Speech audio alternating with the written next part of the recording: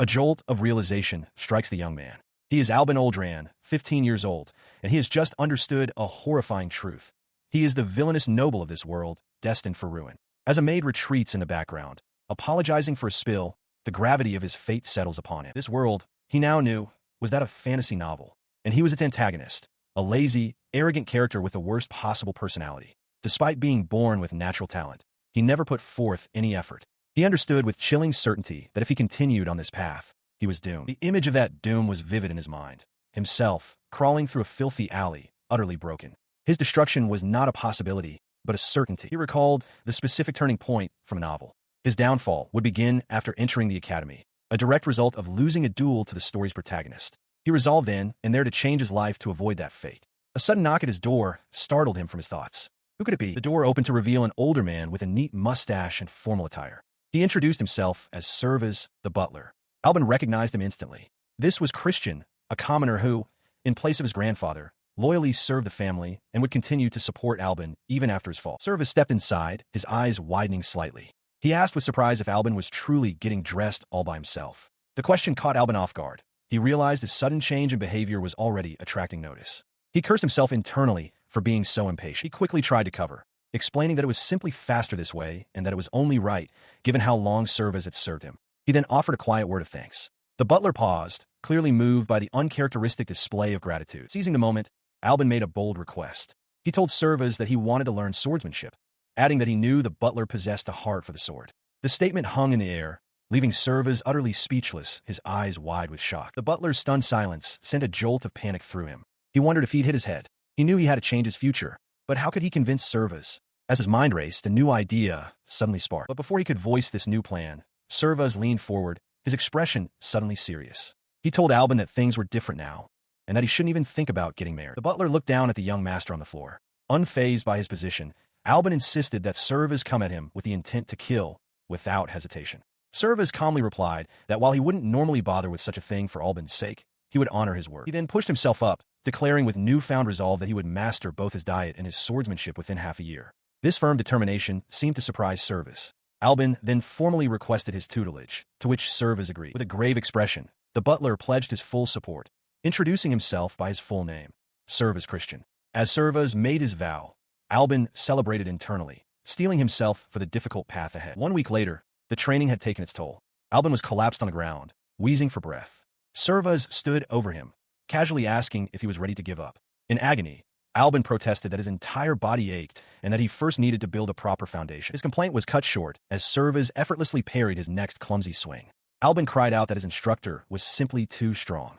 With a slight smirk, Servaz advised that it was best to train both muscle and balance in tandem. He fell to the ground again, completely spent. His body refused to move. He felt he was done for, each ragged breath sending a tearing sensation through his strained muscles. Watching his master's exhausted form, Servaz mused that since Alvin was starting from such a disadvantage, they could afford to take their time.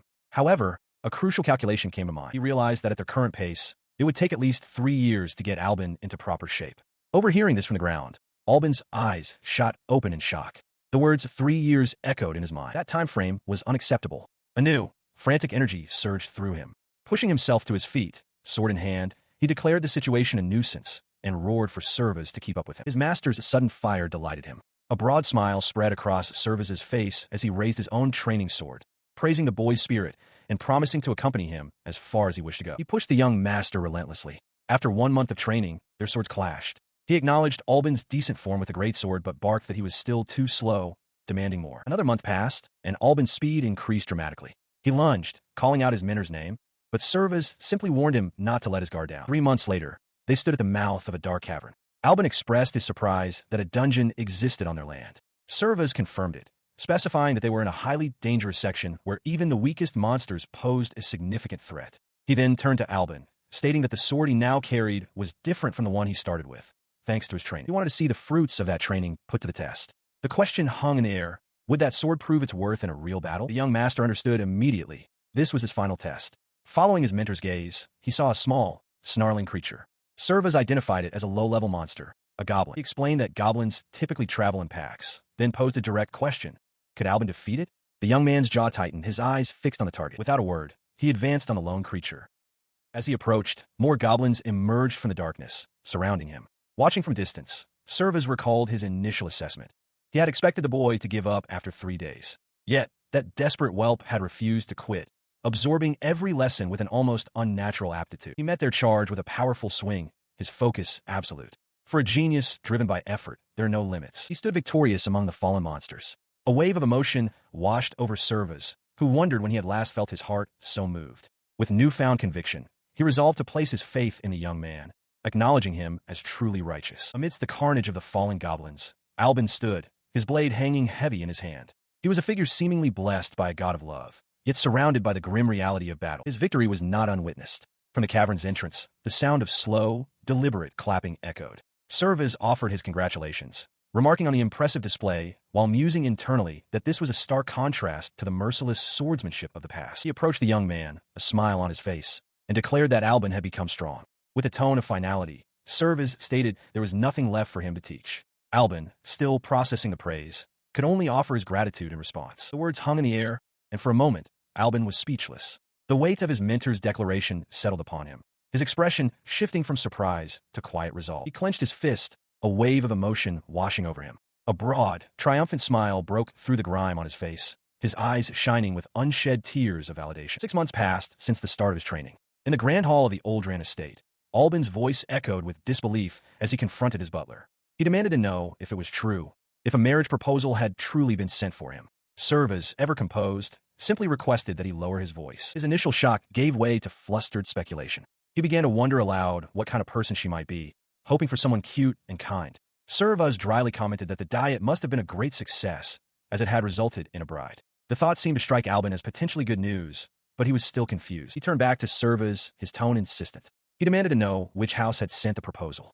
In response, the butler simply cleared his throat, preparing to deliver the news. A tense silence fell before Servas finally spoke the name, the Barua dukedom. The name struck Alvin like a physical blow. He began to pace frantically, his voice rising in agitation. He exclaimed that the Barua dukedom was a house of far greater rank than their own barony, and demanded to know why such a powerful family would ever concern themselves with his. He stared in disbelief as Servas explained the situation. While Alvin had been engrossed in his studies, Servas had been making preparations for his bride.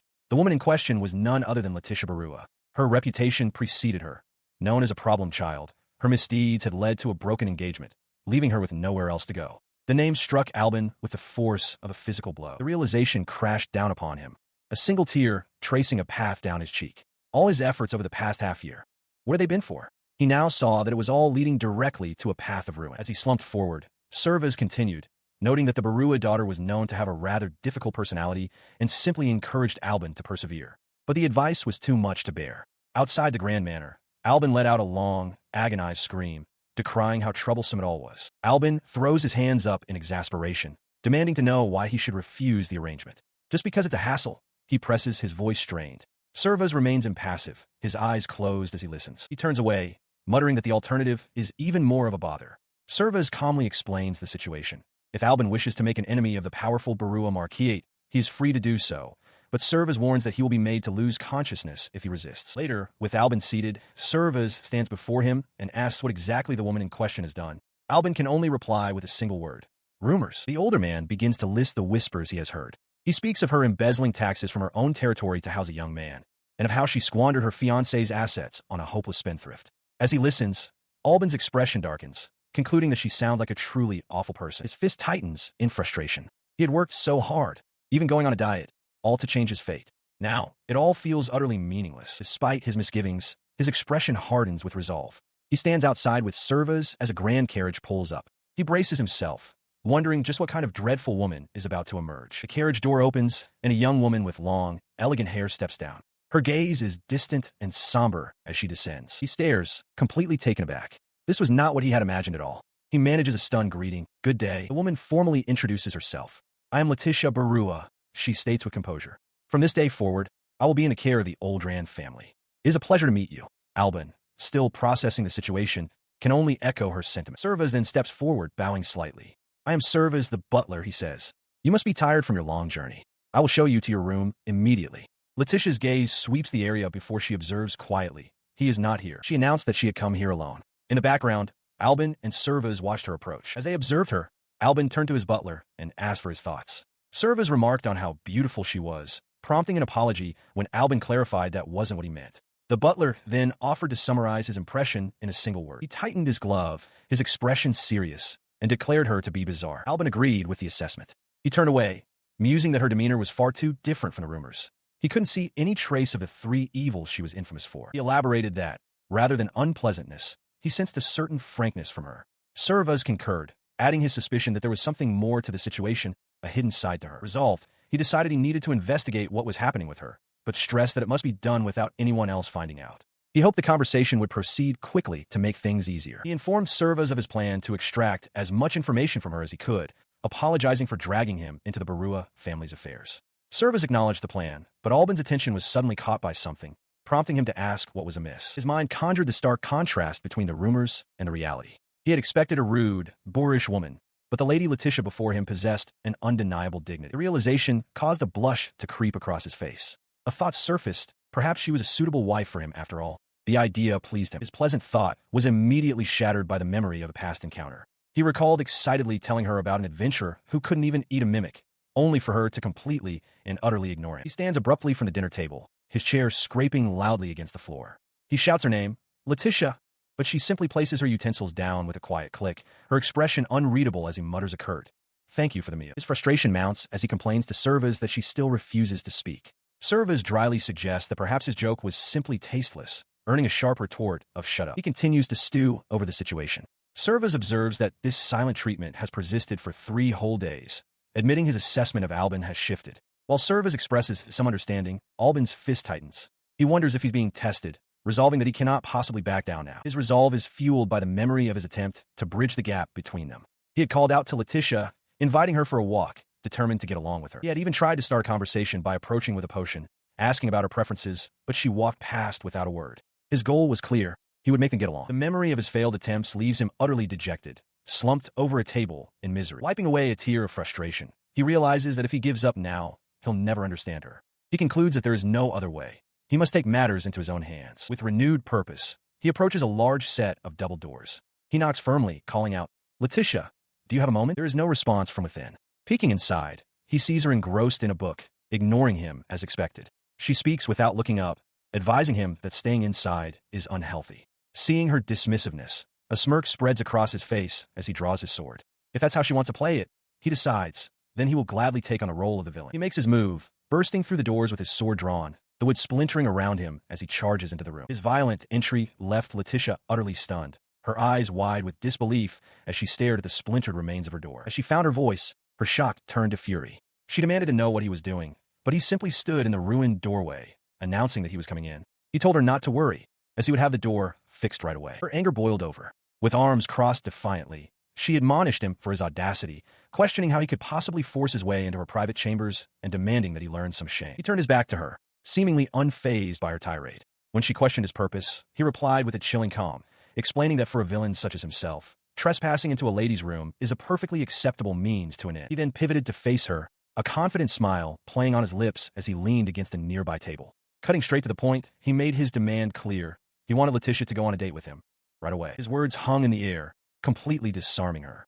Her anger vanished, replaced by sheer, uncomprehending confusion. Out on a sunlit path, Alvin stretches his arms wide, declaring how wonderful the fresh air feels. He turns to Leticia, asking if she agrees. With a cool, distant gaze, she replies that she might have felt the same were he not there with her. Her cold response makes him flail his arms comically, insisting he isn't scary. His demeanor sobers instantly, however, as he realizes she is still on guard. He reflects grimly that if their positions were reversed, he wouldn't trust a man like Alvin Oldran either. Despite this internal acknowledgement, he quickly puts on a cheerful face, pointing down the path. He declares that once they pass through this mountain trail, an even more spectacular view will be waiting for them. He sets off at a brisk pace, but Leticia calls for him to wait. Breathing heavily, she explains that she is not accustomed to walking on such rugged terrain. Her plea makes him pause. He considers that taking the main road would have required prior preparations. Apologizing for his oversight, he states his intention to be excused for what he is about to do as his gloved hand reaches forward. Before she can react, he sweeps her up into his arms. Leticia lets out a startled cry, her expression a mixture of shock and confusion. With a confident smile, he asks if this method will prevent her feet from getting tired. Her surprise quickly turns to indignation. She tells him not to touch her and warns him against doing anything strange. Alvin simply closes his eyes, remarking that her protests are a hassle. Unseen by the pair, Servaz observes them from a distance with a spyglass. He gives a proud thumbs up, exclaiming that Alvin's training paid off, marveling at how easily he can carry the young lady. Meanwhile, Leticia begins to reconsider, thinking that perhaps his actions aren't so strange after all. Continuing along the path with her in his arms, Alvin suddenly spots something. He calls out for her to look, announcing that the view he promised is now visible ahead of them. The path opens up to a breathtaking vista, a vast and beautiful landscape stretching out below them. Leticia gasps in awe, completely captivated. Alvin watches her, a gentle, satisfied smile on his face as he sees her reaction. He explains that this is a scenic spot within the Oldran territory, one he specifically wanted to show her. Surprised, Leticia quietly asks if he truly meant her. He confirms with a gentle smile, adding that this is land they will protect together. His earnest declaration makes her heart flutter, a blush rising to her cheeks. As they walk on, she reflects on what she'd been told, that Alvin Oldran was an arrogant, shameless scoundrel. The reality is so different that she remarks aloud how he isn't like the rumors, catching his attention. He turns back with a playful glint in his eye, correcting her that being called shameless is an understatement. He then clarifies that he is no mere scoundrel. With a wide, sharp-toothed grin, he proudly declares himself to be a great villain, leaving Leticia momentarily stunned by his audacious claim. Her shock gives way to a knowing smile. She gently counters that a true villain would never admit to being one. Her simple logic leaves him speechless. He watches her by the water's edge, struck by a sudden realization. Her smiling face was the most powerful thing he had ever encountered. She calls out his name, delighting in the cool water splashing around her ankles. She asks if this simple country pleasure is a fresh experience for a lady from the city. Now sitting together on the bank, he playfully asks if she is happy to be treated like a country girl, though he quickly adds that he is only joking. He then suggests they use this opportunity to properly introduce themselves, since they know nothing about each other. Leticia seems taken aback by the formal suggestion, but Alvin insists that while she may not be interested, he certainly is. Leticia begins their exchange, formally introducing herself as Leticia Barua. She shares that her favorite foods are tea and scones, and her hobby is playing with children. Alvin notes her fondness for children, which she doesn't deny, before he declares it's his turn. He introduces himself as Alvin Oldran, stating his favorite food is steak, though he is currently cutting back. For hobbies, he lists sword practice and simply lazing around. Leticia remarks that it's hard to tell if he's a hard worker or not, an assessment he readily agrees with. He continues, admitting that while he may not have put much effort to get where he is, he quite likes the person Leticia is now. Their conversation is abruptly shattered by the emergence of a massive, hulking bear from the woods. Leticia cries out that it's a monster, and Alvin identifies the creature as a killer bear. The beast, known for plaguing local farms, lets out a ferocious roar. Leticia, alarmed by its aggression, suggests they flee immediately. However, Alvin draws his sword, his gaze fixed on the monster. He realizes its target is Leticia and states that he cannot possibly refuse such a challenge. With a powerful lunge, he intercepts the creature, shouting for it to stay away from Leticia. In a flash of steel, his blade slices clean through the monster's neck, decapitating it in a single decisive strike. The headless corpse of the killer bear collapses to the ground. Alvin turns away from the slain beast, sighing in annoyance that their conversation was interrupted. He calls out to Leticia, asking if she is hurt. She answers, assuring him she is fine, just a bit surprised as it was her first time seeing a monster. Alvin watches her, a look of concern on his face. He thinks to himself that she must be terrified, having just seen him attack a monster for the first time. He steps closer, gently touching her cheek to check on her himself. Looking in her eyes, he tells her he is truly glad she is uninjured. Leticia is taken aback by his sudden closeness and gentle demeanor. Her face flushes as she stares at him, a quiet sound escaping her lips. The intensity of the moment seems to overwhelm her. Reacting instinctively, she reaches out and tightly grips his sleeve, her voice trembling slightly as she calls out his name.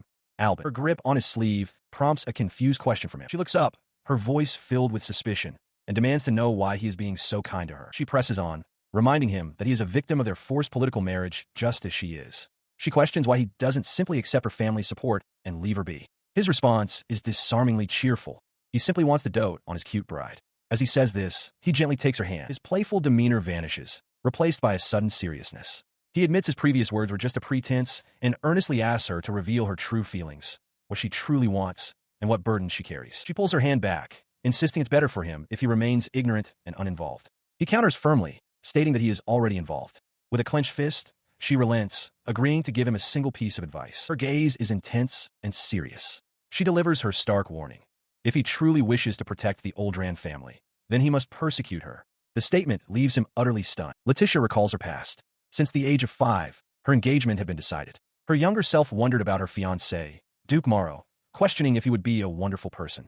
But reality, she knew, was far different. In truth, Duke Morrow was a foolish and indulgent man. He is seen laughing boisterously, surrounded by women at a lavish party, telling them to take whatever they desire. Noticing Leticia standing at a distance, he calls out her name, asking what she wants. His companions on the sofa look up, surprised by her sudden appearance. She confronts him directly, stating that the increased taxes are causing problems for the people of the domain. She warns that if things continue as they are, the citizens will suffer greatly. He responds with a dismissive wave, his expression hardening. He coldly tells the pipe girl from the Barua house not to meddle in politics. Leticia's eyes widen in shock and indignation at his callous words. Stunned into silence, she can only utter a small gasp as he turns his back on her completely. As she quietly exits the room, the women on the sofa begin to snicker. One remarks that she spoke out of turn, while the other calls her the pipe girl and finds her earnestness pitiful and laughable. Alone, the facade of composure crumbles. Leticia weeps, clutching her chest, as she remembers being taught since childhood that he was her important fiancé, a person she was meant to respect. Her sorrow was not just for herself, but for the people. In the streets of the town, the citizens suffer, impoverished and struggling to survive under the Duke's harsh rule. And from a hidden vantage point behind a stone wall, Leticia watches them, her expression filled with a quiet, determined sorrow. She watched the grim procession from the shadows of an alley. A coffin was carried through the streets as the townspeople mourned. A man pleaded that he had a sick child, while a young girl cried out for her father, her older brother, trying to comfort her. Her gaze fell as she overheard a woman nearby lamenting that this was the 12th death this month, and that they had nothing left to eat. The weight of their suffering settled upon her. This grim reality solidified her resolve. Clenching her fists, she knew things could not continue as they were. In a quiet storehouse, she began gathering coins from a large chest. She understood that the people's tax money was being squandered by Duke Morrow. If he would not use it for his people, then she would. The memory then shifted, jumping forward 3 years to a grand, crowded ballroom. There, with a cruel and triumphant grin, Duke Morrow pointed across the hall. He loudly announced to Leticia Barua that, effective immediately, he was dissolving their engagement. She stood frozen from a distance, clad in a formal gown, unable to process his words. She could only ask what he was talking about. He continued his public humiliation with a smug expression. He asked if she truly believed he hadn't noticed her embezzling his territory's taxes to squander on her family's assets. His accusation rendered her speechless. Morrow's face darkened, his eyes cold, as he declared that no matter the reason, a thief is still a thief. He delivered his final blow, another woman now clinging to his arm. He proclaimed that Leticia had no right to set foot in his territory. His new companion cheered, calling him magnificent. The memory struck Leticia with sudden, shocking clarity. Back in the present, she clutched her chest. So that's what he meant that day. The realization dawned on her. She recalls a scene from her childhood, a dream of a wedding she once cherished. A dream she now believes she will never see again. The memory shifts to a harsher time, when she was ordered to leave her home immediately. She clenches her fist, recalling how she felt she had no right to protest. But even then, she had accepted it. With a determined look, she had acknowledged her fate, steeling herself for everything that was to come. 6 months after that day, at the Barua estate, she was introduced to her new fiancé, Baron Alvin Oldran. Rumors preceded him, whispers of a cruel, heartless man who had done unspeakable things to his previous betrothed. She had braced herself for the worst. However, the man she actually met was different. He spoke of protecting her lands together, showed genuine relief when she was unharmed, and even shyly asked her on a date. The memory of his kindness brings tears to her eyes. He was someone who looked at her, truly saw her, and tried to believe in her. It is for that very reason she feels she must push him away. She cannot bear to drag him into danger, to risk losing something precious again. She decides she is done with it all, done with the pain and the fear. Overwhelmed in the solitude of her room, she collapses, clutching her dress. Tears fall as she desperately wonders what path she should take. Meanwhile, in the hallway, Serva's remarks to Alvin that Lady Leticia has been praised quite enough. Alvin walks past him without a word. He stops for a moment, a chilling smile spreading across his face. A single thought consumes him. Now then, how should I kill them? He considered his options, from luring the man to the sea to dealing with him directly. But Servas interrupted his dark thoughts, stating that the matter was not yet concluded. Alvin questioned this, asking if he was expected to simply abandon the issue after Leticia was forced to take the blame. Servas confirmed that the situation was not so simple. In response, Servas delivered a startling revelation. It appeared that Lady Leticia herself had been misappropriating the Beltrai family's assets. The news struck Alvin, leaving him momentarily speechless. His shock quickly turned to fury. He slammed his fist on the table, roaring that it was impossible. He insisted that she would never do such a thing. Servas maintained his composure, urging him to calm down and consider that if the accusation were true, there must be a reason for it. Still agitated, Alvin demanded to know what possible reason could exist. The reason, Servas explained, was that Lady Leticia had been embezzling the funds to care for children suffering in poverty. She had been protecting them. This revelation caught him off guard. Servas continued, reminding Alvin that Leticia had always been fond of children. Instead of squandering the Beltrai family's assets, she had invested the funds to alleviate poverty and improve their living conditions. He leaned against the table, the full weight of the truth crashing down on him. He understood now. She had been forced to act the part of an incompetent fool. Her repeated attempts to push him away, her cold demeanor, It was all to protect him, to keep him from being dragged into her troubles. After a moment of silent contemplation, he called out to his butler.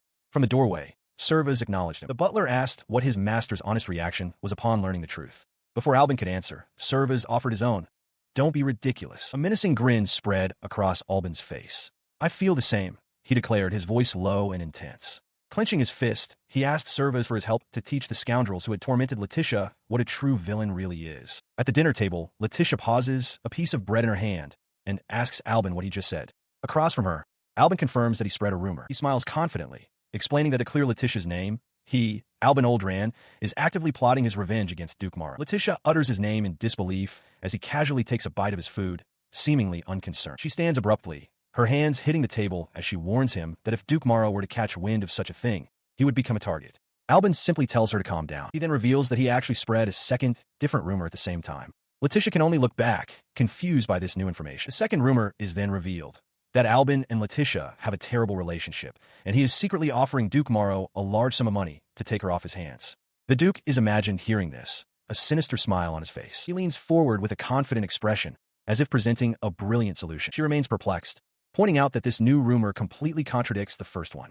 Alvin confirms that it does. He explains with a sly grin that it doesn't matter. Rumors are most effective against those with a guilty conscience. Meanwhile, at the Bertali house, Duke Morrow sits alone, looking annoyed. He mulls over the news, noting that the two rumors he's heard are completely contradictory. He listens as Leticia reports on the various rumors spreading through town, that she is being monitored or that she's being used like a disposable rag. His expression sours, finding the gossip to be utterly reprehensible. She turns to him, her expression questioning, and asks why this is happening. He leans back in his chair with a smug look, remarking that while it's rumored they are on bad terms, perhaps there is some truth to it. His mind conjures a pleasing scenario. Leticia declaring that Alvin Oldran is a man of the worst character, completely incompatible with someone as earnest as herself. He imagines Alvin collapsing in theatrical agony, a thought that brings a dark smile to his face as he considers the possibility of assassination. Meanwhile, the very subject of his dark thoughts, Alvin, calmly sips from a cup. He muses that Morrow must be agonizing over the situation right now, but acknowledges that the rumors alone are not yet enough for his plan to succeed. He turns his gaze to Leticia, his expression growing serious. He tells her that this is precisely why he needs a decisive final move, and that she is the key. Leticia, however, turns away from him, her hand clenching into a tight fist. She apologizes but refuses to cooperate, stating firmly that she will not involve the Oldran family in her personal quest for revenge. He calls her name, his tone insistent. He explains that his actions are not just for her revenge. He cannot accept the current state of affairs. He then reveals that he has heard the entire truth about everything she has done, causing her eyes to widen in shock. He continues, stating that he knows everything she did was to help the people of her domain. Leticia looks down, unable to meet his gaze, admitting that despite her motives, it is a fact that she dirtied her hands with evil deeds. Leaning forward with a knowing smile, he asks her if she feels any regret now that the truth of the matter is known. Before she can form a reply, he answers for himself, stating that for him, it is quite the opposite. He looked at Leticia across the table, expressing his sincere gladness at having come to know her. Placing his hands over hers, he declared that he had made up his mind. He would cherish her for the rest of his life. He leaned in, his gaze intense, and proclaimed that she was the only one fit to be his wife. He swore he would never let her go, not even if the world itself were turned upside down, and would certainly never cause her harm. Tears welled in her eyes as she softly uttered his name. His expression hardened as he looked away, declaring that for this very reason, he could never forgive Morrow. He vowed to make the man who had caused her such unhappiness pay for his actions. She seemed taken aback by his intense declaration, wiping a tear from her eye and remarking on the audacity of his words. Sometime later, at the Oldran Territory's food warehouses, Leticia waited inside one of the vast storage buildings. A man's voice echoed through the space, apologizing for the delay as his footsteps drew near. The man who appeared was not Alvin, but Duke Morrow, a smug grin on his face.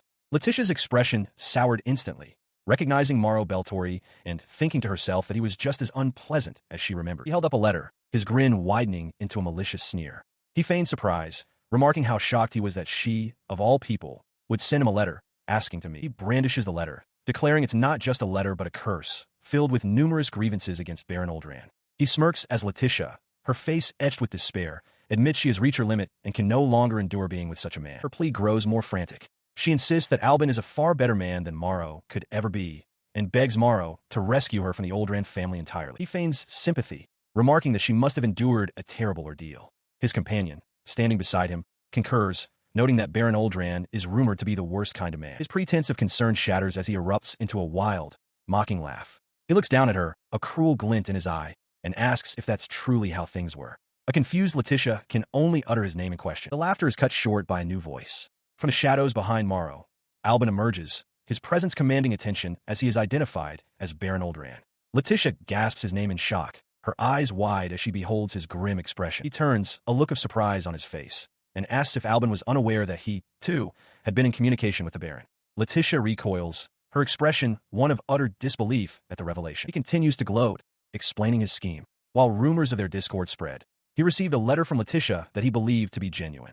He claims that her plea for help forced his hand, compelling him to draw Alvin out. As Leticia stares in horror, Alvin places a reassuring hand on her shoulder. His explanation turns into a personal tirade. Pointing an accusatory finger, Morrow declares that he has always despised Alvin, dismissing him as a dull, overly serious man utterly devoid of charm. Alvin listens, his expression unreadable. He dismisses Leticia's lineage, stating that as the daughter of the Barua ducal house, her only use was in breaking their engagement. Now, he taunts, she has a capable ally who has been betrayed by her. Alvin remains impassive. In response to the accusations, Alvin simply raises a hand. He agrees, addressing Morrow with deference and stating that he will follow his command. He stood ready, awaiting the command. With a cruel smirk, Duke Morrow pointed a finger directly at Leticia, who gasped in shock. He gave his order with a single, chilling word, kill. He declared that he had been waiting for those words. In a flash of motion, he drew his sword and lunged forward, not towards Leticia, but directly at a stunned Duke Morrow. His blade sliced through the air, a blur of steel aimed to incapacitate his true target. The attack left Duke Morrow sprawled on the floor, his companion gasping in disbelief. Alvin turned to Leticia with a smile. She remarked that he had gone a bit too far, but he simply returned the compliment, praising her for her own excellent performance. The entire confrontation had been a ruse. She hid a triumphant smile behind her fan, telling Alvin it was an honor to receive his praise. Nearby, Morrow's companion could only stare, her face a mask of pure horror at the complete reversal of fortunes. In the grand hall, Alvin lies sprawled on the floor as Leticia calls his name in concern. Towering over them, Duke Morrow furiously demands to know if Alvin is mocking him. He looks up, a faint smile on his lips, and questions the Duke's demand for an apology. Alvin calmly points out that Morrow was the one who first entrapped Leticia. In a swift, fluid motion, Alvin draws his sword, the polished steel glinting as he levels it forward. Now on his feet, he declares that he will never forgive Morrow. He vows that Morrow will be made to taste the very same despair that Leticia was forced to endure, leaving both her and Morrow's companion stunned. The Duke scoffs at the notion of their engagement, dismissing it as unbelievable. He smirks, declaring their actions to be a magnificent act of rebellion and a grave crime. His companion eagerly agrees, mockingly questioning if a fallen noblewoman and a penniless baron truly believed they could get away with such a thing. Leticia tells her to be quiet, but the woman retorts that she understands the situation perfectly. As a polished boot steps forward with intent, Morrow's face twists into a menacing grin as he begins to speak. His words are cut short by the sudden appearance of a stern, eye-patch-wearing man. The newcomer states that if Alvin's position can be justified, then all is well. Morrow turns, his expression shifting to one of pure shock as he stammers. You are. The imposing figure is identified as Yugged Crayon, commander of the Royal Knights and supreme commander of the Knights. He orders Duke Morrow to stand down, demanding to know if the Duke is aware of who he is. Pale and shaken, Morrow can only ask why His Excellency Crayon is here. Yugged explains that his friend Servaz invited him to the Oldran estate, but he happened to overhear something truly outrageous, a plot to kill the daughter of the Barua ducal house. At this revelation, Morrow's face drains of all color, his eyes wide with terror. As the Duke stood frozen, Servaz quickly stepped forward, attempting to defuse the situation. He insisted to Yugged Crayon that it was all a misunderstanding on Alvin Oldran's part, presenting a letter from Duke Morrow as evidence. Yugged, his expression unreadable, accepted the document. He examined the paper, noting aloud that while it mentioned lending a hand to Leticia's extermination, it didn't explicitly state that Baron Oldran had written it. Servaz, sweating slightly, declared that this was conclusive proof nonetheless. As the commander deliberated, Duke Morrow turned on Alvin, his face a mask of panicked fury. He accused Alvin of planning this entire confrontation. Alvin simply smiled, feigning ignorance and asking what the Duke could possibly mean. He inwardly savored his victory. It had been his intention all along for Crayon to overhear the word kill, just as he had ensured his own letter left no incriminating evidence. He mused on what a truly wicked person he was, as Leticia watched silently from behind. His thoughts were cut short by Yugged Crayon's decisive command. The Knight Commander ordered Duke Morrow and Leticia to be taken into custody, declaring that the matter would be settled by a duel. The Duke stared in disbelief. Finding an escape from arrest, he seized the opportunity. Morrow pointed a trembling, accusatory finger at Alvin and loudly announced that to restore his honor, he was formally challenging Baron Alvin Oldran to a duel. A wide, predatory grin spread across Alvin's face. He remarked that while this was becoming tedious, it did provide a perfect opportunity to defeat the Duke openly and legitimately.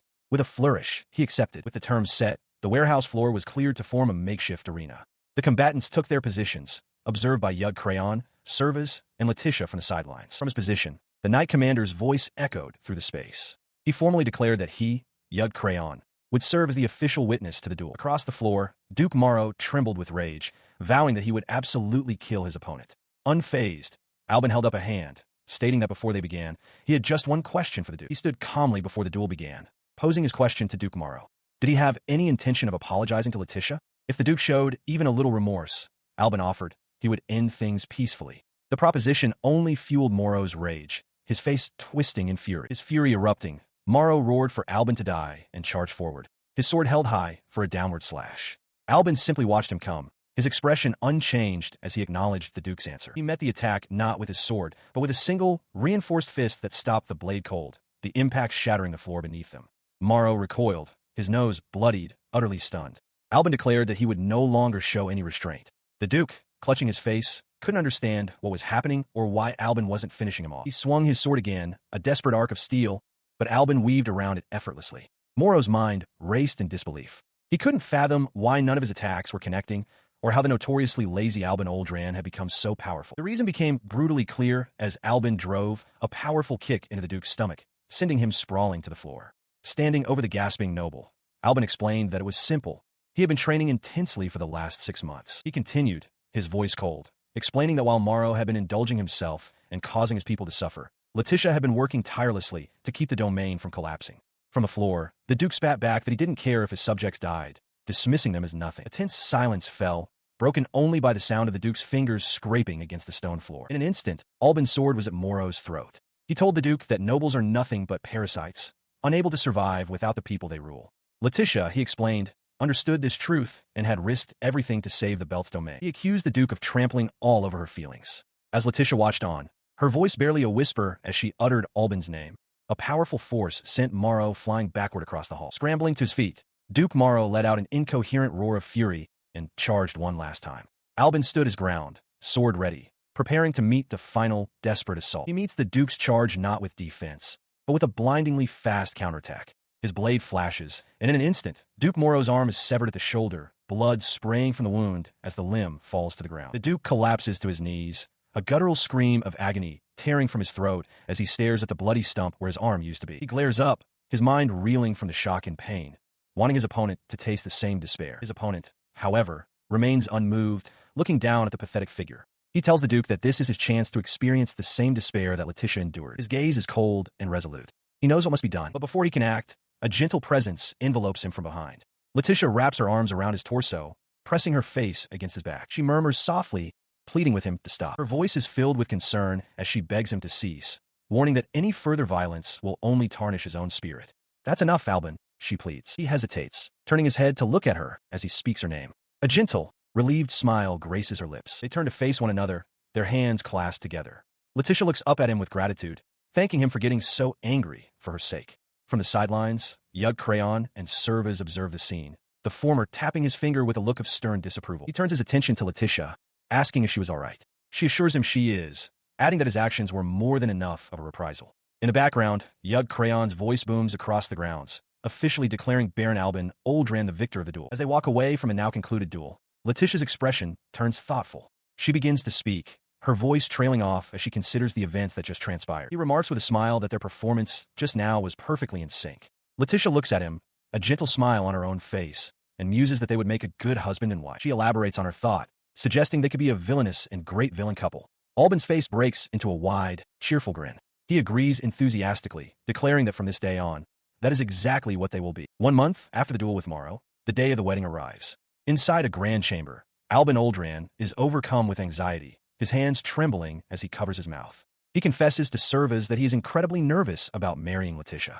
The butler, however, remains stern, reminding the young lord that as the new head of the house, he cannot show such weakness. His nervousness was shared by Leticia, who had been the one to suggest that if they were to become a couple, they should have a proper wedding ceremony. As Alvin feels his heart pound, Servaz addresses them both, declaring that a wedding is a grand stage meant to celebrate the start of their new life together. He continues his counsel, warning Alvin that if he remains so tense, he will only disappoint Lady Leticia. The young lord listens, attempting to compose himself. The warning sparks a sudden realization in Alvin. His anxiety vanishes, replaced by a single, powerful thought. He desperately wants to see Leticia in her wedding dress, certain she will be absolutely beautiful. His sudden shift in demeanor makes Serva's smile nostalgically. He remarks that Alvin reminds him of his own father, who was also terribly nervous right before his wedding. Alvin, surprised, asks if he means his father. The mention of his parents makes him pensive. He notes that they both passed away before he was old enough to form any memories of them. In response, Servas kneels before him, his voice thick with emotion. He explains that it has been his pride to serve the Oldran family for generations, and to be present for Alvin's wedding is the greatest honor. He confesses that for him, it feels as though he is sending off his own son. Deeply moved, Alvin crouches down to meet Servas's gaze, a warm smile on his face. He tells the old butler that he would like that very much. The young lord's acceptance overwhelms him. With wide, tear-filled eyes, Servas can only manage to whisper Alvin's name. Breaking the emotional tension, Alvin stands and grins, thanking Servas for taking care of him since he was a snot-nosed kid and admitting he was a handful.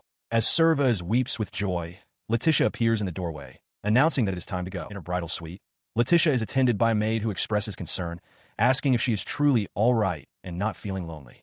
Leticia, adjusting her gown, reassures the maid that she is fine, just a bit nervous, and thanks her. She reflects on the kindness of the Oldran household, noting that they're giving her space since none of her own family or relatives are present for the ceremony. Her hand drifts to the necklace at her throat. She realizes that she never felt this level of tension during her engagement party with Morrow. Now, she understands the reason for the difference. Standing before a mirror, she closes her eyes with a gentle smile, her hands clasped over her chest.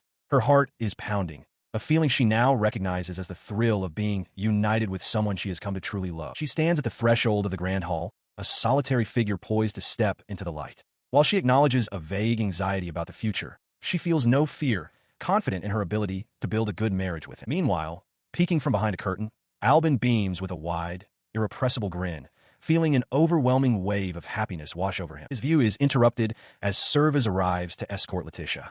The butler formally announces his presence, stating he has come for the veil down.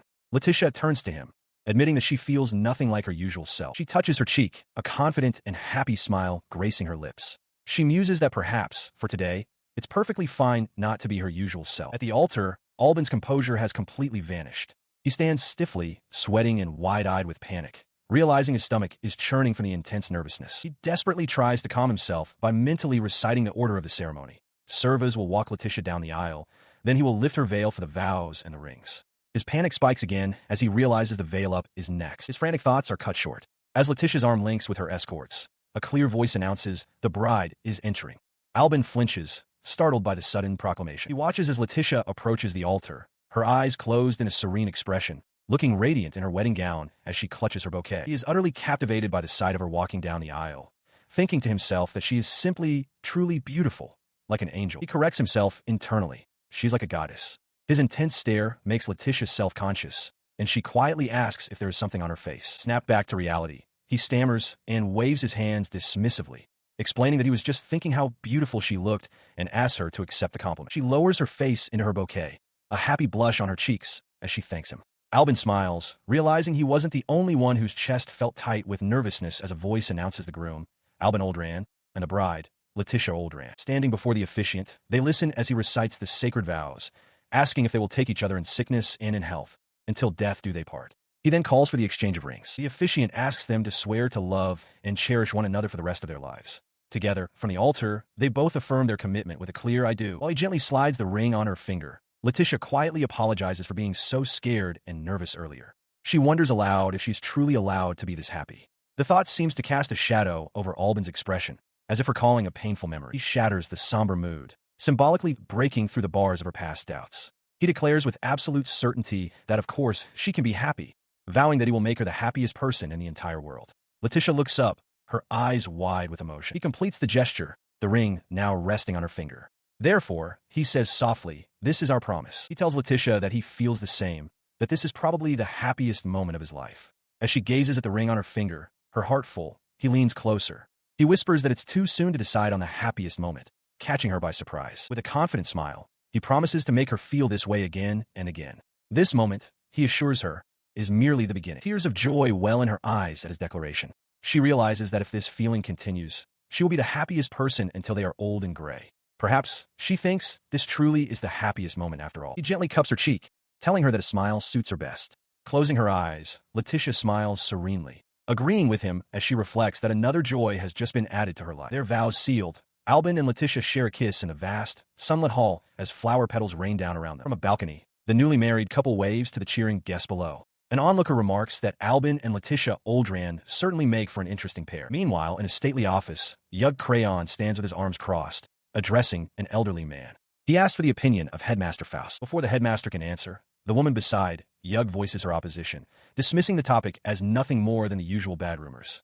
Yug listens thoughtfully, his hand covering his mouth. The man, identified as Faust Melchizedek, headmaster of the Magdala Familia Royal Academy, leans forward. He declares that, as an exception, they will conduct an entrance examination. His eyes narrow, revealing a sharp, calculating gaze that underscores the gravity of his unusual decision. Outside the Oldran estate, a carriage stands ready. A group of maids gathers around Leticia, bidding her a tearful farewell. They plead for her to stay well in the capital and to return if she ever feels lonely, even offering to send vegetables they planted together. She offers them a gentle, reassuring smile, telling them not to be so sad. Leticia promises that she will be back in 3 years. Her words do little to soothe them. One of the maids, covering her face, declares that she cannot bear to be separated from Lady Leticia. Another tearfully vows that she, too, will become a handmaiden to serve her. Nearby, Servaz turns his attention to Alvin. He reminds the young man that as a servant of the Oldran house, he must properly support the estate and its territory. Servaz then remarks on how wonderful and kind Lady Leticia is, even in this difficult moment. He remains silent, a single tear tracing a path down his cheek. A question forms in his mind. Is he truly the master? His thoughts drift to other moments. Servaz calling his name, and a time when Leticia gently tended to his hand. Returning to the present, Servaz continues his counsel, bowing deeply. He tells Alvin to be careful at the academy and to contact him at any time should his power be needed. Later, inside the carriage, Alvin looks out at the approaching city with Leticia. He reassures her that everything will be fine, explaining that as 16-year-old newlyweds, they must attend the academy to acquire the qualifications of nobility. He adds with a confident smile that he has been training for the past half-year for this very purpose. Their destination comes into view, the grand and imposing structure of the Magdala Familia Royal Academy, where they are to enroll. Upon their arrival, an attendant greets them with a deep bow, stating that they have been expected. Having finally disembarked, Alvin stretches his stiff limbs, complaining that the long carriage ride was a unique form of torture. He was met by 2 attendants inside the Grand Academy Hall. They informed him that Lady Leticia was getting her room ready, and that preparations for his own examination were complete. Leticia then appeared, asking what kind of exam it was. With a confident, almost predatory smile, Alvin dismissed her concern, stating it was just a tedious formality he had to endure, much like the one Moro's family had to face. Meanwhile, on an outdoor training ground dotted with archery targets, an instructor waited with growing impatience. Seeing figures approach in the distance, he scowled, muttering that the brat had finally arrived. The instructor, addressed as Bastion Sensei, stood with arms crossed as an attendant presented Alvin Oldran.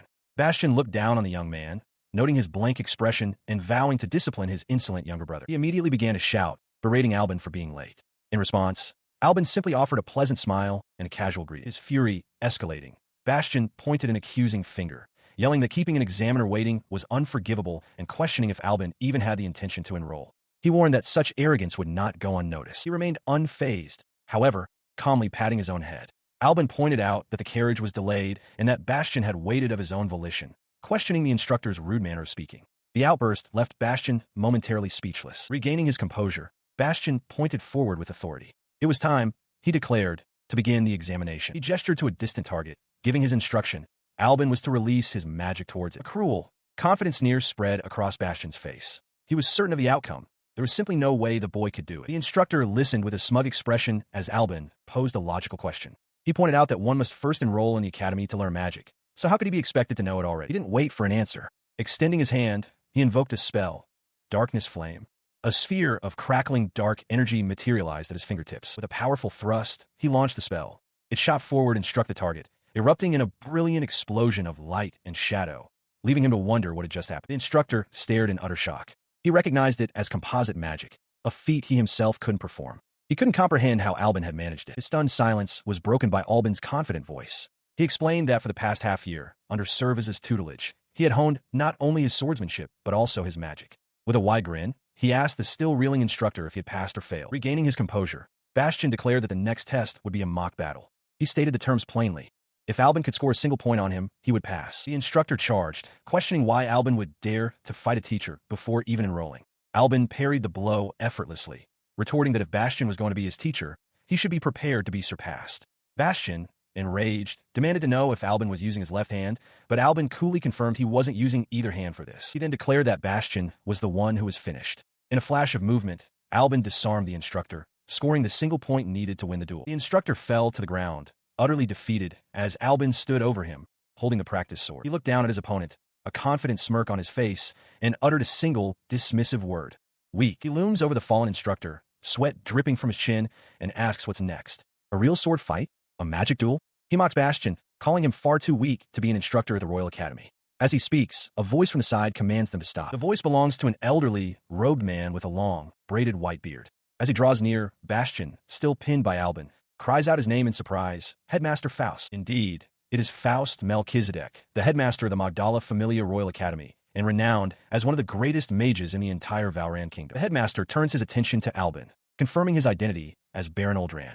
He then asks if Alvin remembers him, mentioning that Yug Crayon had once recommended the young Baron as a talent seen only once in 100 years. His gaze falls upon the shattered remains of the training sword before he addresses the instructor by name. Bastian, he begins, his tone severe, I have added a demerit to your record for this. You will be punished immediately. The headmaster's eyes narrow with cold authority. He declares that there is no room for the incompetent at this academy and orders Bastian to gather his belongings and depart at once. The instructor's face contorts in horror. He reaches out a trembling hand, unable to form words, a silent plea against his dismissal. He collapses to his hands and knees, cursing under his breath.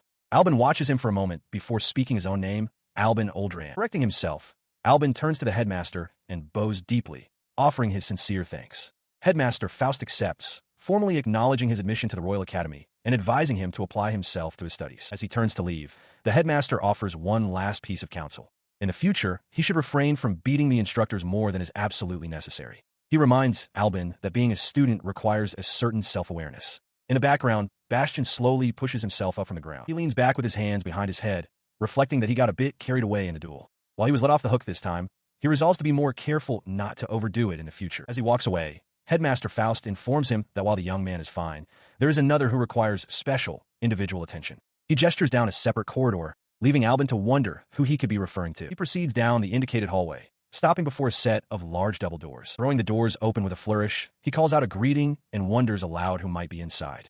He is met with the sight of Leticia, who sits serenely with a cup in her hand. She calmly informs him that this is not the girls' dormitory. She explains that she was guided here first, having been unexpectedly summoned by the headmaster's instructions. The implication dawns on him with startling clarity, sending a jolt of panic through him. The thought of sharing a room with Leticia is unthinkable, a potential disgrace before he even graduates. With a knowing smile, she suggests that he should consult with the headmaster if he wishes to have their rooms separated, gently turning him back toward the door. The move is a calculated one, like a piece being positioned on a chessboard, a strategic play that leaves her opponent cornered. Meanwhile, Yug Crayon sits across a chessboard from Headmaster Faust. Yug admits that while he supported Alvin, he never expected Faust to take such drastic measures. Yug elaborates that to truly forge the boy's spirit, he cannot be allowed to drown in his own strength and arrogance, and he asks for Faust's agreement, addressing him as a fellow demon. Back in the room, Leticia gently holds the overwhelmed Alvin. She declares that, as the sage's vessel, it is her destiny to become an indispensable woman to him. Headmaster Faust strokes his braided beard, a glint of amusement in his eyes. He tells Yug Crayon that he is looking forward to seeing what becomes of the two students. His conversation with the headmaster concluded, Yug sits alone, observing the academy grounds. He notes that a new school rule will be applied this year, declaring it checkmate. His thoughts then turn to the matter of Bastian, confirming it was all part of his calculations. Elsewhere, Bastian's face twists in a furious grimace, sweat beading on his brow. He clenches his teeth, cursing under his breath about always being underestimated and looked down upon. His rage finds a target. From the cover of a large tree, he spies a young woman with glasses quietly reading by a well. A cruel smile forms on his lips as he vows to defile her. He leaps from the tree, violently grabbing the startled student from behind. As she gasps in terror, he snarls that he will ruin her, Alvin Oldran, and the very honor of the academy. His attack is abruptly stopped as a hand firmly grips his wrist. Alvin Oldran stands before him, his expression placid as he effortlessly neutralizes the threat. Bastian can only stare, his face a mask of shock. He deals with the aggressor quickly. Bastian now lies unconscious on the cobblestones, a fresh bandage on his forehead. Alvin turns his attention to the young woman, gently asking if she is okay. Still shaken, she can only stammer a response, wondering why someone like Alvin Oldran would come to her aid. Her unspoken thought seems to reach him. He turns his head, his gaze sharp and questioning, as if he heard his name spoken aloud. Within the academy grounds, the notoriously ill-reputed Alvin Oldran lets out a deep yawn. He overhears other students whispering about the rumors that preceded his enrollment, but decides it's best not to get involved. He stands, noting to himself that Leticia is late. She had mentioned going to pick flowers, but he has a bad feeling about her absence. His premonition proves correct as he spots a group of young women. One of them, Leticia, addresses him directly. She remarks that he managed to enroll after all, but declares that there is no place for a disgraced young lady like her at this academy. Alvin clicks his tongue, realizing a confrontation is coming. Leticia continues her verbal assault, her voice dripping with contempt. She calls him a perfumed, well-behaved dog, noting that he was closer than she had thought. The young woman beside her looks on with a grim expression. In response to the insult, the short-haired girl steps forward, shielding Leticia. She angrily demands to know why they have to be looked down upon by him, shouting Leticia's name as if to defend her honor. Her outburst is cut short as a young man with light hair steps between them, catching her arm. The girl is stunned into silence by the sudden intervention. The newcomer's gaze is sharp and questioning. He asks if they are nobles, wondering aloud why 3 of them would gang up on a single person. The short-haired girl scoffs, dismissing the confrontation as a waste of her time. Alvin, however, looks on with a mixture of surprise and irritation. He steps forward, asking the newcomer if he's all right and wondering aloud what kind of handsome fellow has just appeared. The young man thanks him for the help but says it was unnecessary, as he was merely observing the situation. As he speaks, Leticia suddenly clutches his arm. This unexpected action causes Alvin to freeze, his face contorting in a silent, horrified grimace. He watched as the young man who had intervened now addressed him directly, with Leticia still holding his arm. The student offered thanks for helping his wife, but with a pleasant smile, warned Alvin not to get any closer. His warning was interrupted by Leticia's sharp exclamation of Alvin's name. The student paused, suddenly realizing the man before him must be her delicate husband. His eyes widened as he made the connection, asking if he was indeed Baron Alvin Oldran, whose exploits were a popular topic even among commoners. Alvin quietly affirmed his identity, prompting a delighted clap from the other student. He then enthusiastically introduced himself as Leonil Highland, extending a hand and insisting that Alvin call him Leo. Observing the gesture, Alvin simply agreed, accepting the familiar name. The friendly moment was shattered as Leticia sharply pulled her arm away from Leonil. Her gaze was fixed on Alvin as she questioned him with his name, leaving Leonil to look on in confusion. His expression hardened, his features settling into a cold, calculating mask as he processed the unfolding situation. Without another word, he turned and began walking down a long, ornate corridor, with Leticia moving to follow beside him. As they walked, she broke the silence with a knowing smile, asking why he was already plotting to have Leonil expelled from the academy. She answered her own question, stating that she understood because she was his wife. She continued, her tone softening as she reassured him. She stated that she wasn't attracted to Leonil and had no reason to get close to him, so he shouldn't wear such a troubled expression. Reaching a doorway, he paused and turned slightly. With a neutral expression, he conceded that she was right and that they should try to get along with Leo, a statement that seemed to surprise Leticia. His words hung in the air, only for them to realize they were not alone. At the bottom of a nearby staircase, Leonil looked up, having recognized Baron Oldran and Lady Leticia. A jolt of alarm shot through Alvin as he understood they had been overheard, his mind racing to prepare for the consequences. He finds himself in the same class as Leticia, a discovery that delights her. She expresses her happiness at the coincidence, but he remains quiet and thoughtful. Noticing his silence, she gently asks him to keep his voice down now that they are in the classroom. The classroom is filled with a diverse group of students. Among them are a studious young man with glasses, another with a defiant posture, and several young women, all settling in for the start of their first day. Their wait is interrupted by the boisterous arrival of a woman with a wide, energetic smile. She introduces herself as Paula Velvet, the homeroom teacher for F class, and welcomes them warmly. As she speaks, she notices a student raising his hand with questions. The student, a young man named Ivan, stands and identifies himself as a member of the prestigious Scottish ducal house. He questions why someone of his status, whose rank and hierarchy are unified, is placed in the same class as these others. His disdainful words draw a sharp, angry glare from another student. In a sudden burst of motion, the other student leaps onto the windowsill, looking down at Ivan with a challenging smirk. A nearby girl flinches in surprise and fear at the aggressive display. He reminds Ivan of the headmaster's words, that all students must forget their rank while at school. He notes that the Duke must have skipped the entrance ceremony. Ivan adjusts his glasses, retorting that the comment is impertinent and has nothing to do with him. The tension is palpable. The nearby student trembles, finding the confrontation both terrifying and fascinating. Before the argument can escalate, a sharp clap cuts through the air. Paula Velvet claps her hands together, a bright smile on her face, and announces that she has something for them all to do. She holds up a piece of chalk, explaining that a new school rule has been implemented this year. From among them, she continues, one person will be chosen. With a dramatic flourish, she declares that this person will rule the class. They will decide on a king. She punctuates her announcement by writing the word in large, bold letters on the blackboard. Her shocking announcement leaves the students stunned. Alvin, Leticia, and Leonil Highland stand together, their expressions a mixture of confusion and disbelief. Leonel quietly utters the word, King. Enjoying their reaction, Paula Velvet elaborates with a wide grin. She declares that the 9 losers will be forced to swear absolute obedience to the winner until graduation. This incites an immediate protest from Ivan, who slams his hand down and shouts that this is absurd. He was never told about such a rule before enrolling. His outburst is calmly ignored by another student. A dark-skinned young man with long, light hair, lounging with his feet propped up, casually addresses the teacher. He acknowledges it's a new school rule and asks how, exactly, this king will be chosen. In the background, Ivan grips a glass, seething with frustration. In response, Paula turns back to the chalkboard, explaining that the method is entirely up to them. They can compete through academics or physical strength, or they can use discussion, violence, or even money. With a sharp gesture, she clarifies that anything is permitted, so long as no one is killed. She then faces the class with a sly smile, adding a critical ultimatum. If a king is not decided within 1 month, every single student will be expelled without exception. With the stakes established, she throws her arms wide, a piece of chalk flying from her hand. She commands them to use all the skills they've cultivated to crush their rivals. The faces of several prominent students reflect their determination and ambition. The challenge immediately sparks a response. Roan Stradian, from the 6th seat, leaps up and loudly proposes a class-wide duel. The last one standing, he declares, will be the one most worthy of the title king, for only the strong deserve it. His boorish suggestion is met with immediate contempt. Estelle Applebury of the 2nd seat scoffs, fanning herself. She retorts that such an idea is vulgar. The king, she insists, must be both elegant and pure. In stark contrast to the loud declarations, Shano Grain from the 1st seat quietly thinks to herself that they should all stop quarreling. From the 4th seat, Matthias Wolff offers his own philosophy. Covering his mouth thoughtfully, he muses that it is the wealthiest who will rule the world. That, he concludes, is simply the way of things. As the various nobles declared their intentions, another student, Lockie Azalea of the 5th seat, casually announced that she didn't care who became king. From another part of the classroom, the enigmatic Carla Rexon of the 7th seat remained silent, her masked face revealing nothing. These displays were met with contempt by Ivan of the 3rd seat. Adjusting his glasses, he dismissed them all as rabble, declaring that the true meaning of king is authority.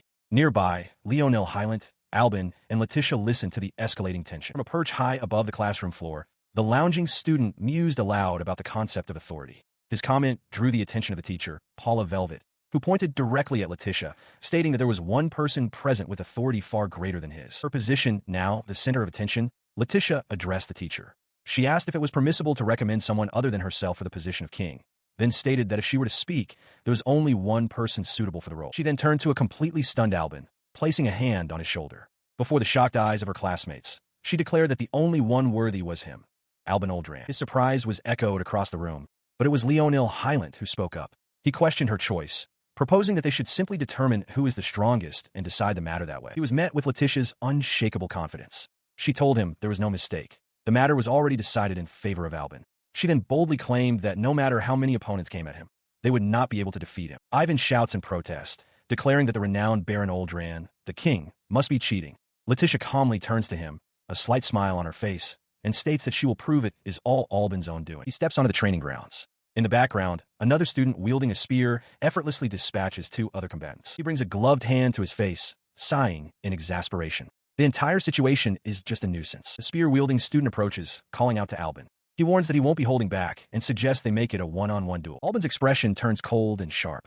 He remarks that it would be a waste to betray his wife's expectations. He dismisses the idea of fighting them individually, inviting all 3 to come at him at once. With the challenge set, the instructor, Paula Velvet, raises her hand and gives the signal for the match to begin. The fight erupts instantly. Ivan, the spear wielder, and an axe wielder all charge Alvin simultaneously. He calmly observes their approach, noting that their killing intent is not bad, but their intent is not enough. In a blur of motion, Alvin parries all 3 attacks at once, declaring their efforts insufficient as he sends them reeling. Alvin stands over his fallen opponents. From the sidelines, the names of the defeated are noted: Roan Stradian and Matthias Wolff. Only Ivan remains. He stares forward, his face a mask of terror, realizing he is the last one standing. Paula Velvet explains that the execution attack uses a special magic bullet that nullifies pain and death, allowing for a fight without restraint. She encourages them to kill each other without hesitation. As she speaks, dark tendrils of water erupt from the ground, ensnaring Ivan in a spell she identifies as Aqua Whip. He struggles against the watery tendrils, demanding to know if Alvin will now resort to using magic. With a surge of pride, Ivan shouts that he is a human from the ducal house of Scottish. Alvin, holding the whip of water, calmly replies that it is only natural. With that, he lunges forward, the water whip striking with blinding speed. Ivan, still bound, can only watch as the attack closes in. The blow connects, sending Ivan sprawling to the ground.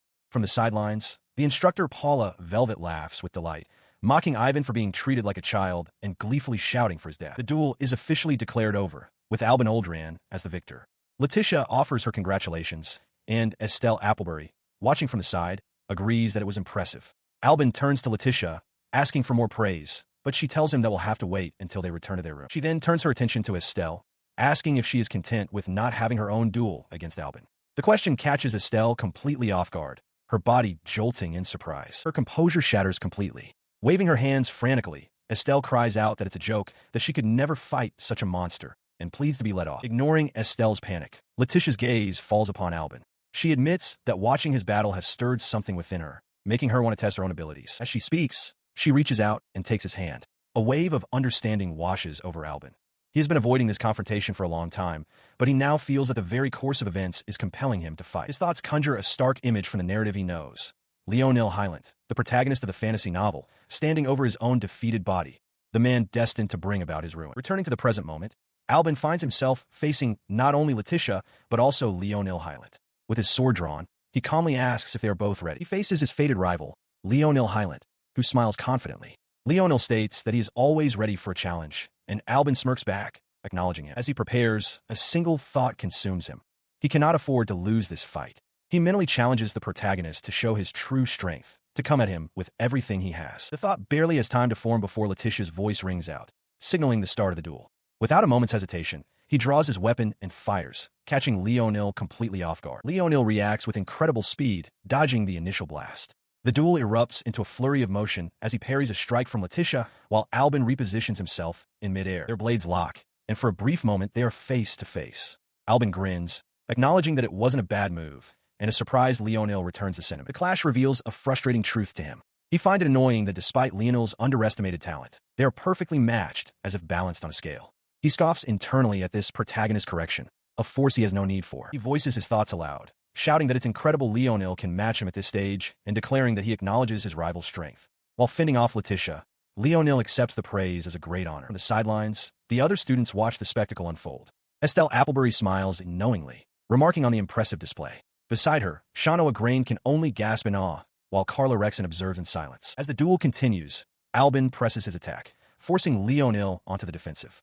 He roars a challenge, promising to draw out more of his opponent's true strength. His aggressive push succeeds. For the first time, Lionel's confident expression shatters into one of pure shock as Alvin's blade closes in. He stares in disbelief as Alvin's blade stops just short of his neck. With a triumphant, sharp-toothed grin, Alvin declares the match decided. Before he can fully process the defeat, Alvin delivers a sharp kick, sending him stumbling backward. Lionel looks up, stunned, as his opponent's blade remains pointed at his throat. He glares up at Alvin, whose face is twisted into a wide, manic grin, clearly savoring the moment of absolute victory. To punctuate the win, Alvin fires his weapon. A non-lethal blast of energy erupts, striking the ground and sending Lionel flying backward onto the arena floor. He stands poised with his long sword held ready, the undisputed victor of the duel. From the sidelines, Leticia watches in horror. Seeing Lionel motionless on the ground, she cries out his name, believing him to be dead. Her cry is cut short as the instructor, Paula Velvet, raises her arm and loudly proclaims Alvin Oldran the winner. Alvin, panting heavily, finally seems to release the tension of the fight. Sometime after the match, Lionel sits on the ground, conceding his defeat. He tells Alvin that he was truly impressive, that he couldn't lay a hand on him, and admits that Alvin was fighting seriously from start. Alvin, stretching his arms behind his head, dismisses the notion, claiming that kind of strength is impossible without proper training. He continues, explaining that while he was confident in his swordsmanship, the duel made him realize his own power and efforts are still insufficient. A knowing smile spreads across Lionel's face. He understands now. If Alvin is to truly surpass the story, as he must, then his own ruin is inevitable. He concludes that Alvin is, indeed, a dangerous man. As Alvin processed the strange aftermath of their duel, a single thought crossed his mind. Perhaps it was best to simply leave this person alone. Before Alvin could decide on a course of action, Lionel's voice cut through the silence. With a serene expression, he announced that he had made up his mind. He then extended a hand toward Alvin, a gesture that only deepened the victor's confusion. Still kneeling on the ground, Lionel looked up at him with unwavering resolve and made a stunning declaration. He would become Alvin's knight. His eyes shone with conviction as he elaborated, vowing to make Alvin Oldran a baron. The public pledge sent a ripple through the onlookers. Estelle Applebury, a smirk playing on her lips, voiced her support, recommending him for the title of Class King.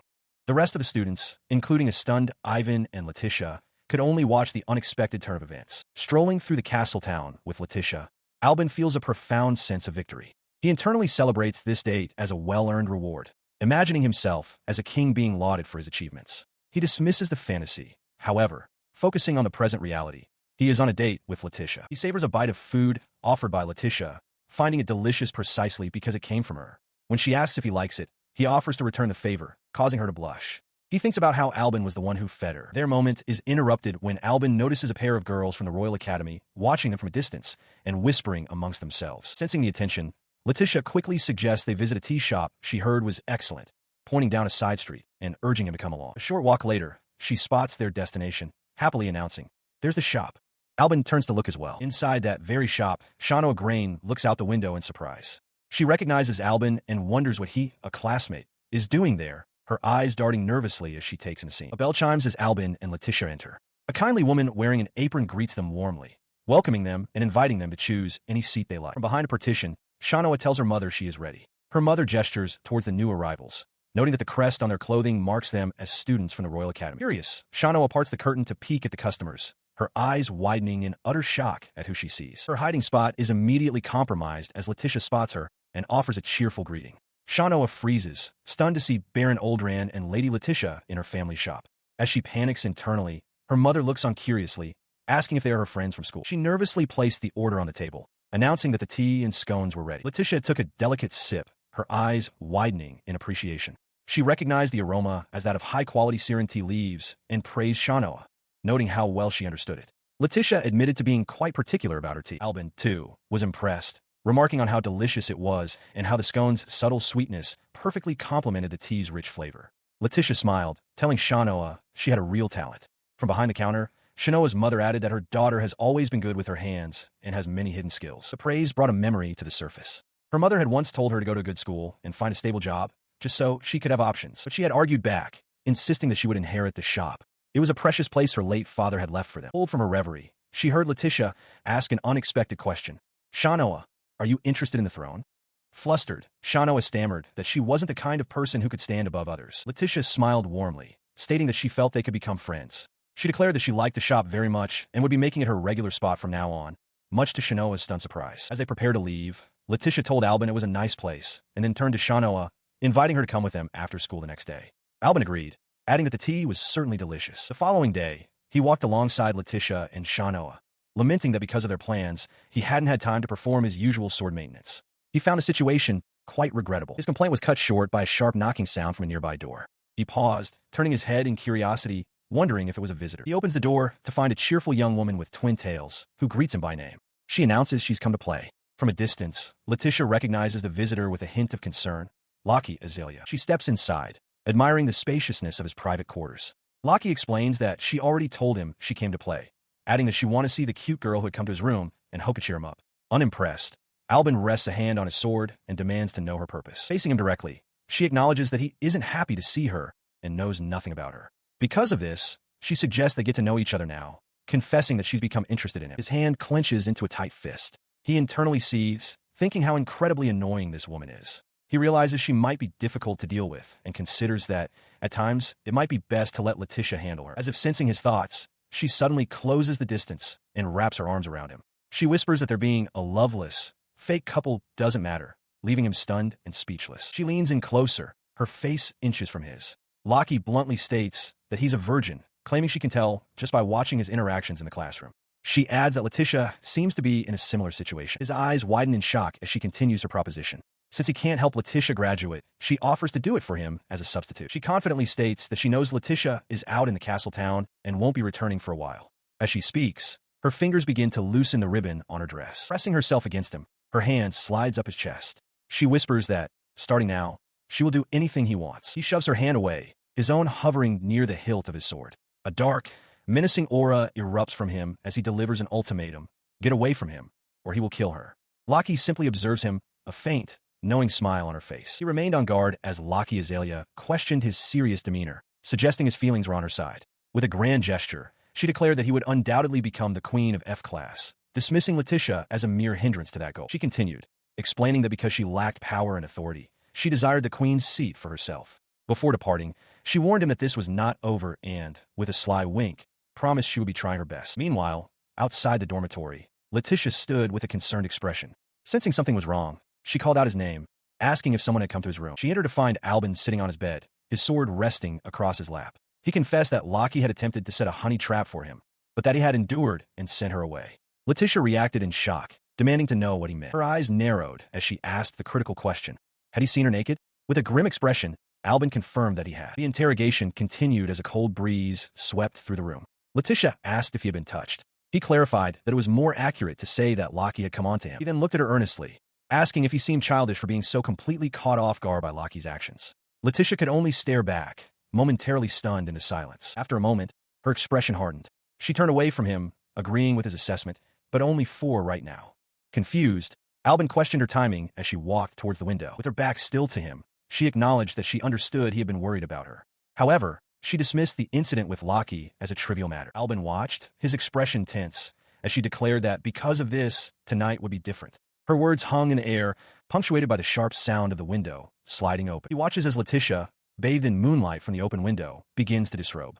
With a confident smile, she declares that she will put her body on the line. Her gaze is unwavering, a mixture of resolve and affection. She leans in, closing the distance between them in a deep kiss. Her hands cradle his face as she murmurs that his Leticia is inviting him, asking if he truly doesn't want her. And so, under the full moon that night, a significant milestone was reached. Alvin recalls with certainty that it was the night he graduated from being a virgin. In the days that followed, their new intimacy was palpable. As they sat together, a picture of a devoted couple, they drew the attention of their fellow students, who watched from afar with varying expressions. The lounging student remarked to Shanoa that the couple's entire aura had shifted, becoming somehow more grand.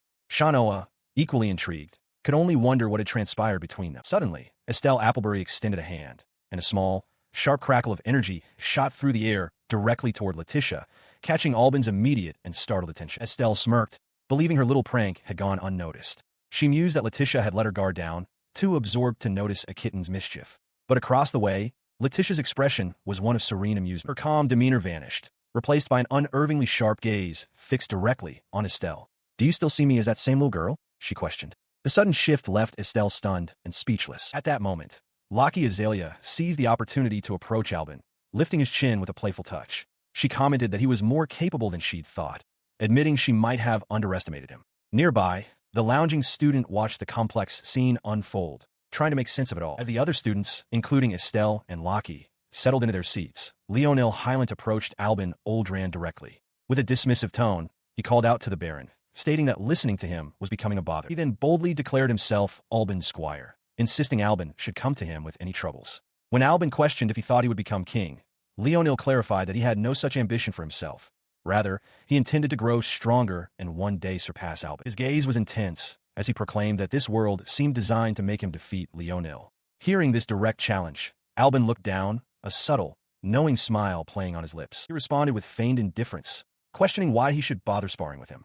Despite his dismissive words, his gloved hand tightened slightly, a sign of his piqued interest. Leonil, however, took this as an acceptance, thanking him with unbridled enthusiasm and declaring Alvin his ideal lord. Alvin, looking weary, decided internally to simply observe the situation for now. His excitement unabated, he suggested they submit a dueling application. He then turned to the rest of the students, calling for everyone's attention as Ivan stood up from his desk at the front of the room. He stood formally behind a lectern, hands placed firmly on its surface. Addressing the entire class, Ivan announced that he had a proposal regarding the selection of the king. A confident, almost calculating, smile spread across his face, hinting at the gravity and potential cunning of his plan. Before the assembled students, Ivan announces a new trial. They are to enter the Dawn Dungeon, a place with a recommended level of 20 to 22. He explains that the king demands martial prowess, intelligence, and courage.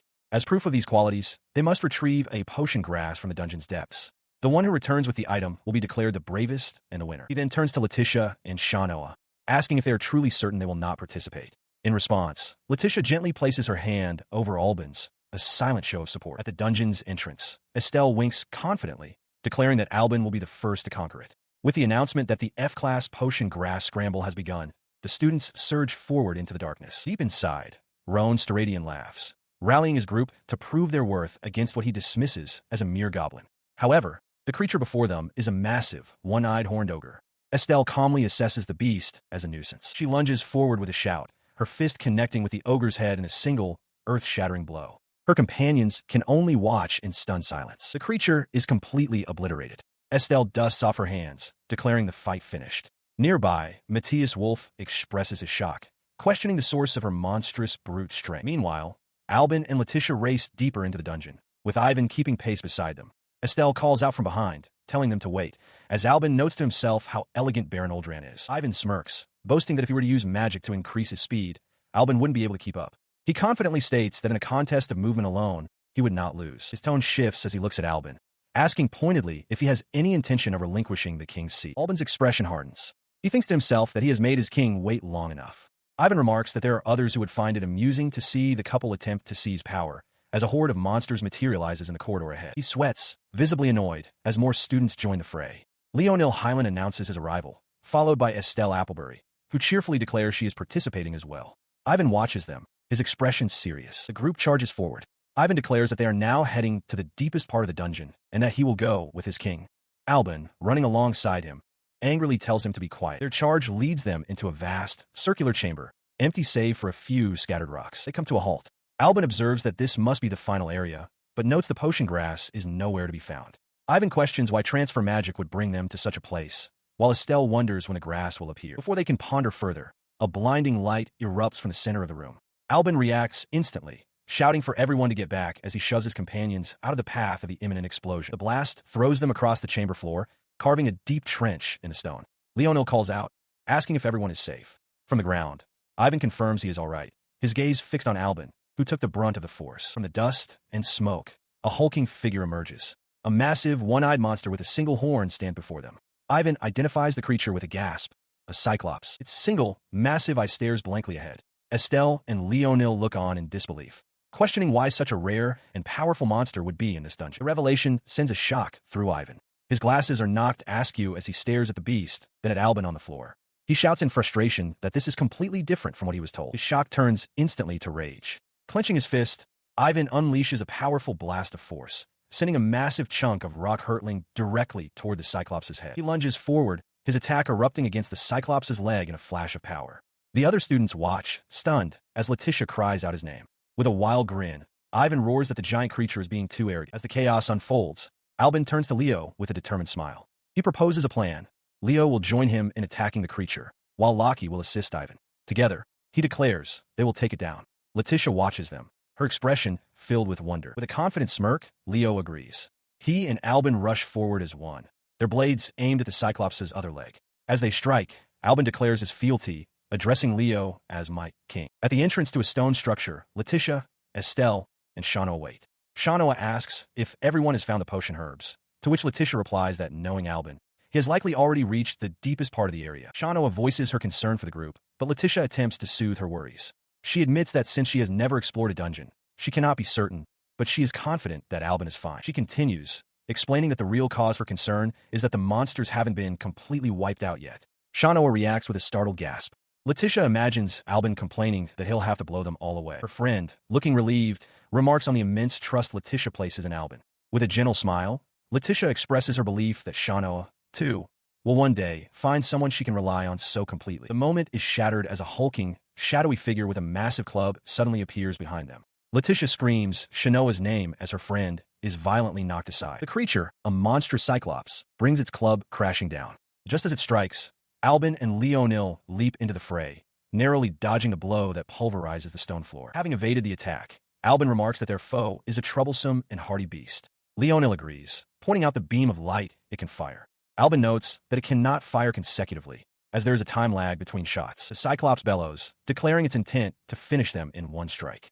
Leonil acknowledges the order to engage as he and Alvin prepare for the assault. Before the beast can act, a flash of light erupts against its single eye, causing it to recoil in pain. The opening is all Alvin needs. Leonil suddenly finds himself on the ground with Alvin's sword at his throat.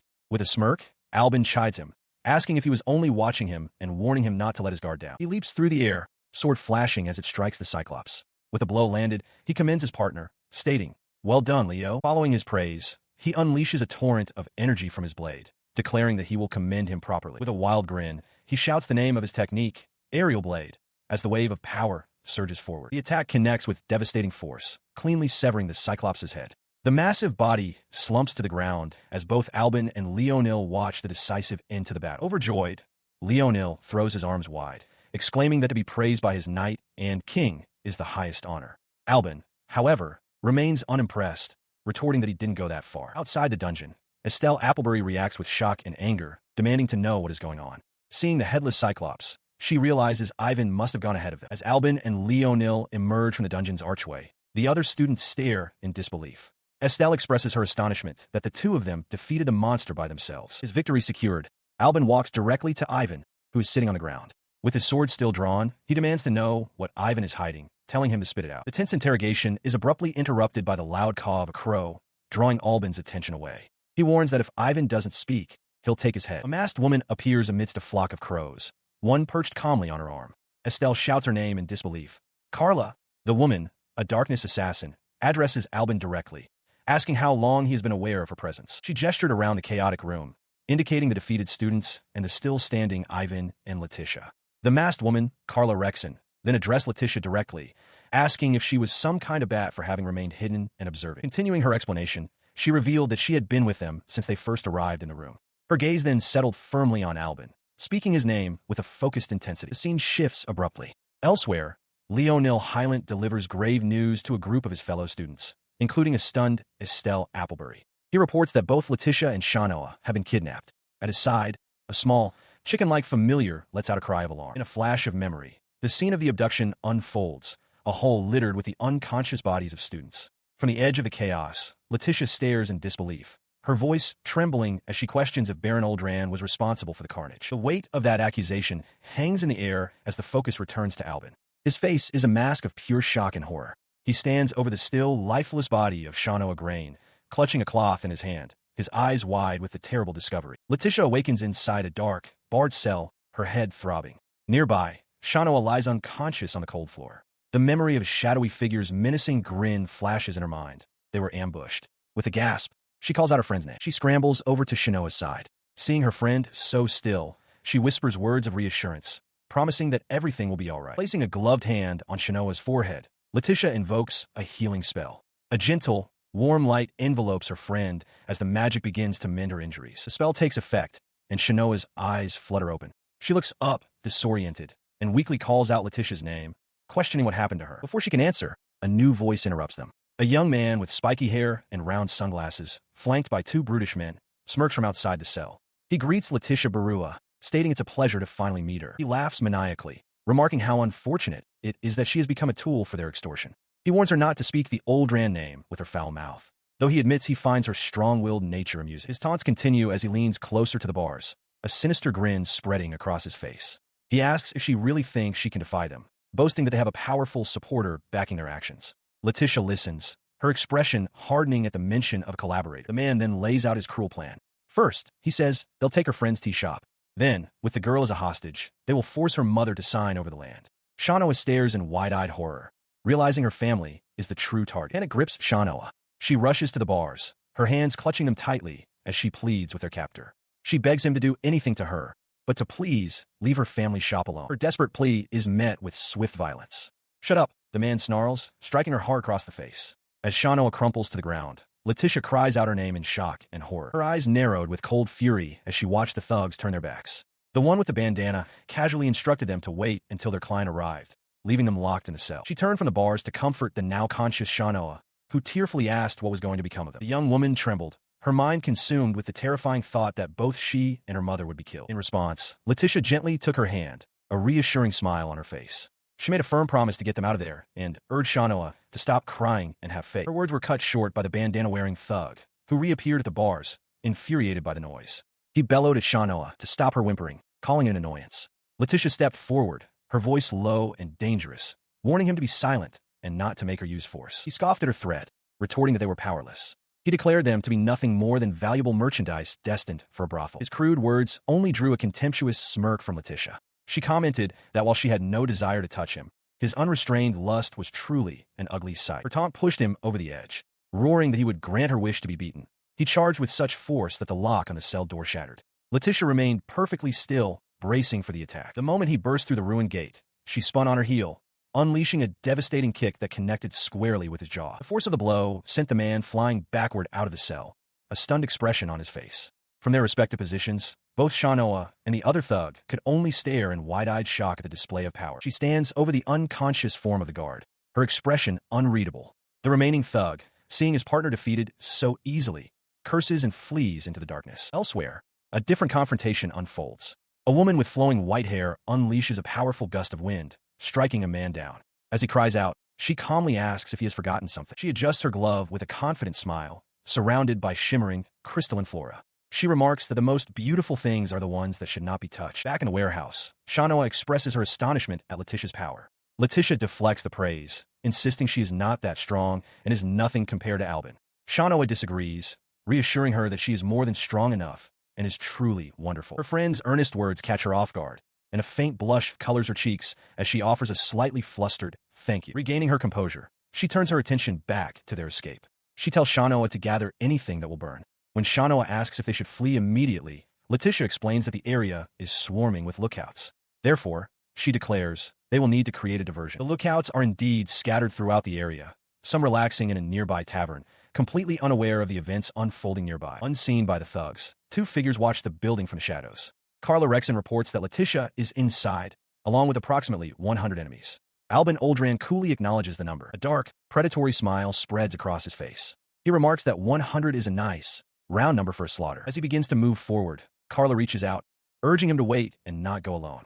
But he is already gone, a blur of motion into the night. He arrived amidst chaos. An explosion tore through the roof of the hideout, sending flames and debris into the air. Inside, the captors shouted in alarm, yelling about a fire and the need to flee. The source of the commotion stood below, a confident smirk on his face as he surveyed the pandemonium he had created. He wondered if his arrival was truly unexpected. Meanwhile, inside the building, the explosion served as the signal Leticia had been waiting for. She grabbed Shanoa's hand, urging her to hurry and escape with her while the guards were distracted. But their escape was cut short. A guard lunged, grabbing Leticia by the arm and yanking her back. He snarled that he wouldn't let her get away. In response, Shanoa threw herself between them, pleading with the guard to stop and release Leticia. With tears streaming down her face, she insisted that Leticia should go on without her, declaring her resolve to stay with her mistress. The smoke from a spreading fire began to fill the room, causing Shanoa to cough violently. Leticia cried out her name in concern as the flames grew larger outside. Her concern for Shanoa was abruptly overshadowed by a new horror. Leticia's eyes widened, her breath catching in her throat at the sight before her. Alvin had burst into the room. With a single, devastating blow, his fist tore through the guard holding her, severing the man's arm from his body in a spray of blood. She could only stare, her face a mask of pure terror and disbelief, tears welling in her eyes at the brutal spectacle. Her shock was shattered by a new threat as another, larger guard seized Shanoa, holding her captive. With Shanoa finally safe from her captor's grasp, the tension of the moment finally broke. A single drop of sweat traced its way down Alvin's face as the adrenaline began to fade. He turned and immediately pulled Leticia into a tight embrace, expressing his profound relief that she was unharmed.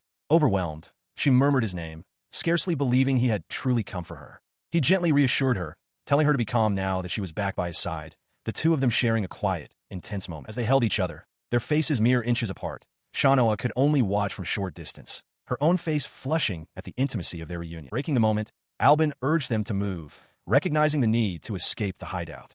Leticia helped a still-shaken Shanoa to her feet, and they hurried to follow him out of the dangerous territory. But as they reached the exit, he paused, his hand braced against the wall.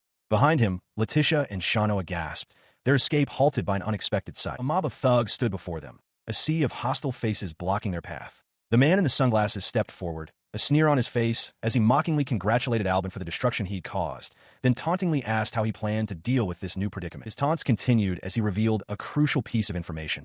He had been acting on orders to capture Leticia.